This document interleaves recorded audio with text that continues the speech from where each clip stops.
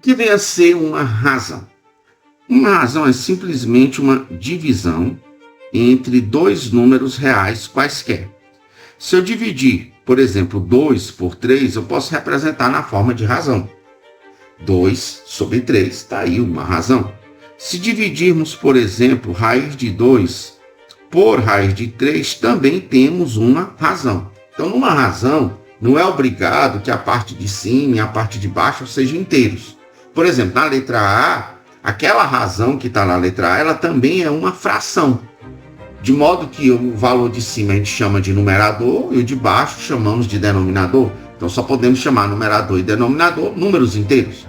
Numa razão, como os numeradores e os denominadores não são necessariamente inteiros, vamos chamar o de cima de antecedente e o de baixo vamos chamar de consequente.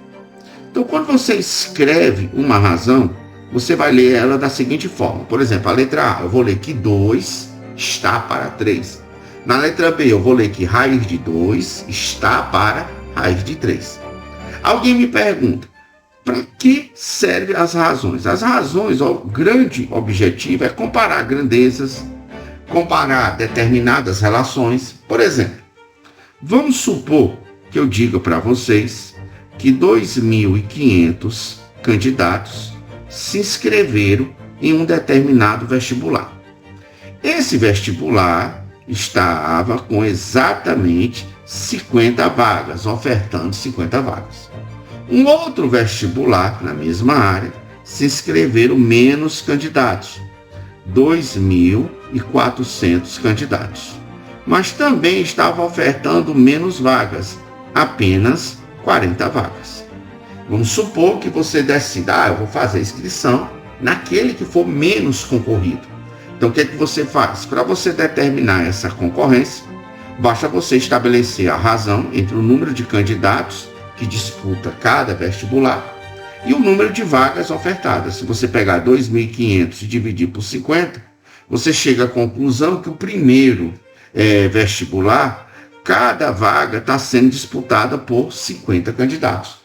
No segundo vestibular, quando você estabelece a razão entre o número de candidatos inscritos e o número de vagas ofertadas, você já chega em outro número, que cada vaga está sendo disputada por 60 candidatos. Então você observa que esse segundo vestibular ele é bem mais concorrido do que o primeiro. E quem determinou essa possibilidade de você fazer esse tipo de comparação foi a razão estabelecida entre o número de candidatos inscritos e o número de vagas ofertadas. Quando você tem uma igualdade entre duas ou mais razões, tipo A está para B, assim como C está para D. Olha a maneira como eu leio uma igualdade de duas razões. Uma igualdade entre duas razões, vamos chamar de agora em diante de proporção. Então, quando alguém perguntar o que é uma proporção, você vai responder que é uma igualdade entre duas ou mais razões. Quando você tem igualdade apenas entre duas razões, você tem o que chamamos de proporção simples. Agora, quando você passa a ter uma igualdade com mais de duas razões, você passa a ter uma proporção composta. Então, a proporção ela pode ser simples e ela também pode ser composta. E você me pergunta, para que servem as proporções? As proporções servem para você resolver desde problemas de regra de 3, problemas de divisão direta, divisão inversamente proporcional. Resumindo, você vai aplicar as proporções em todos os problemas relacionados à proporcionalidade. E fica muito mais simples de você resolver esses problemas se você conhecer algumas propriedades associadas às proporções. Por exemplo, vamos supor que eu escreva a seguinte proporção composta, que A está para B, assim como C está para D, assim como E está para F. Eu estou dizendo para vocês que qualquer uma dessas razões, o resultado dessa divisão é o mesmo para qualquer uma delas, tudo é K. Por isso que eu tenho uma proporção, já que é uma igualdade de duas razões. Muito bem, vamos supor que eu diga, então A dividido por B é K. Eu digo sim. Se A dividido por B é K, isso implica dizer que A é B vezes K. Eu digo, muito bem. Da mesma forma, eu posso dizer que C dividido por D também é K. Daí eu chego à conclusão que C é D vezes K. Idem para a última razão, que é dividido por F é K. Daí eu chego à conclusão que é igual a F vezes K. O que eu vou fazer com essas três igualdades obtidas? Eu vou somá-las membro a membro. Então posso garantir que a soma dos primeiros membros é igual à soma do segundo membro. Se somarmos os primeiros membros dessas igualdades, vai ficar A mais C mais E. Eu posso garantir que isso aqui é igual à soma do segundo membro. Eu noto que no segundo membro existe um fator comum a todas elas, que é K. Então posso até colocar logo esse K em evidência. Então, assim sendo, vai ficar B mais D mais F, tudo isso aqui multiplicando K. O que eu vou fazer? Eu vou pegar esse fator aqui que está multiplicando K, vou passar ele para o primeiro membro dividindo. Assim vai ficar que A mais C mais E dividido por B mais D mais F é igual a K. E isso daqui é uma maravilha. O que eu estou dizendo para vocês é que na razão original que eu tinha isso mesmo, eu tinha exatamente isso. Eu tinha que A sobre B é igual a C sobre D, é igual a E sobre F, que é K. E agora eu percebi que se eu somar os antecedentes, A mais C mais E, e dividir pela soma dos consequentes, B mais D mais F, o resultado não muda. O resultado continua sendo K. Cara, então isso é muito bom. Eu posso utilizar isso para minimizar o tempo de resolução de algumas questões. Então, se, por exemplo, eu perguntasse para vocês o seguinte, eu coloco aqui que x mais y mais z, deixa eu apagar aqui, x mais y mais z é igual a 180, tá aqui. E digo para vocês, escreva a seguinte proporção, que x está para 2, assim como y está para 3, assim como z está para 5. E nessas circunstâncias eu quero determinar qual é o valor de x, qual é o valor de y e qual é o valor de z. Então eu percebo que quando eu olho para essa expressão, x mais y mais z é a soma dos antecedentes. E nós aprendemos uma coisa muito importante, que se somarmos os antecedentes, x mais y mais z, e dividirmos pela soma dos consequentes, o resultado da razão não muda. Ou seja, essa razão continua sendo x sobre 2, y sobre 3 e z sobre 5.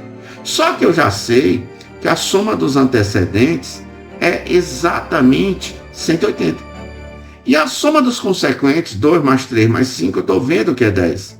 Assim eu descobri que a razão em questão vale 18. Ou seja, que x dividido por 2 é 18, que y dividido por 3 é 18, que z dividido por 5 também é 18. Assim eu consegui achar x como sendo 36, o y como sendo 54 e o z 90. Determinei x, determinei y, determinei z usando uma propriedade das proporções. Eu vou passar uma questão agora para vocês e eu gostaria que vocês dessem uma pausa, pausassem o vídeo e tentassem resolver a questão. A questão diz assim, a questão diz que 3x menos 2y mais 5z é igual a 300. A questão fornece a seguinte proporção, que x está para 2, assim como y está para 3, assim como z está para 5. E eu quero determinar nessas circunstâncias qual o valor de x, qual o valor de y e qual o valor de z. O aluno pode me questionar assim, mas professor, eu não tenho a soma dos antecedentes x mais y mais z. Eu digo, cara, mas tu tem a soma de 3x somado com menos 2y somado com 5z. Então o que é que eu vou fazer? Eu vou dar um jeito desse x aqui virar 3x. E como é que eu faço isso? Multiplicando ele por 3. Mas se eu multiplicar em cima e embaixo por 3, eu não altero a razão. Eu vou dar um jeito desse y se transformar em menos 2y. Então eu vou multiplicar ele por menos 2. Se eu multiplicar em cima e embaixo por menos 2, eu não altero a razão. Eu vou dar um jeito desse z virar 5z. Vou multiplicar ele por 5. Se eu multiplicar em cima e embaixo por 5, eu também não altero a razão. E agora eu noto que os antecedentes que eu tenho são 3x, menos 2y e 5z. Exatamente eles que eu forneci a soma inicialmente. Então eu posso dizer que a soma desses antecedentes 3x, somado com menos 2y, somado com 5z, está para a soma dos consequentes. 3 vezes 2, 6. Menos 2 vezes 3 vai dar menos 6. E 5 vezes 5, 25. Só que a soma dos antecedentes, a questão forneceu e disse que era 300. Então eu posso dizer que 300, e eu vou dividir por 6 com menos 6, um anula o outro, vou dividir por 25. Se eu dividir 300 por 25, eu acho 12. Assim eu descobri que minha razão x sobre 2, aí você pode até questionar, professor, é 3x dividido por 3 vezes 2. Mas pessoal, se eu cancelar 3 com 3, eu tenho na realidade x sobre 2. Então x sobre 2 é 12. Se eu cancelar menos 2 com menos 2, eu tenho y sobre 3. Então y sobre 3 é 12. E se eu cancelar 5 com 5, eu tenho z dividido por 5, que é igual a 12.